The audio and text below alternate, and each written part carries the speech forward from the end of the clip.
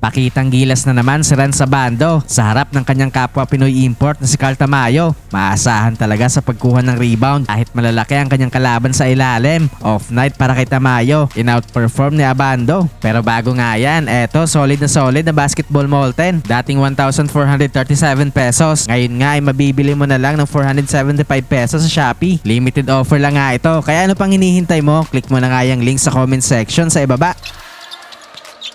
Then on the shot clock, the drive, the defense from Renz Abando, totally shutting down. The Boosters had the numbers. They swing it to Renz Abando for three. That's good.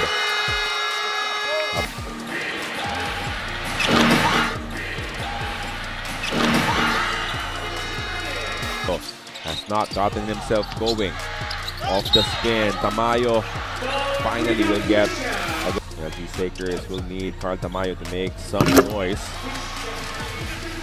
Another opportunity to score. Then on the top block, Tamayo, lefty layup is good. First field goal of the men, 3 points in the matchup rather. But they're still down by double digits.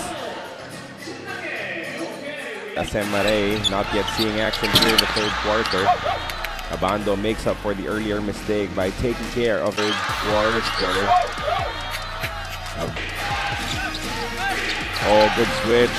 Abando scores on the other side. Couldn't give it up just yet. They go inside as Renz Abando slams it home. Just yet.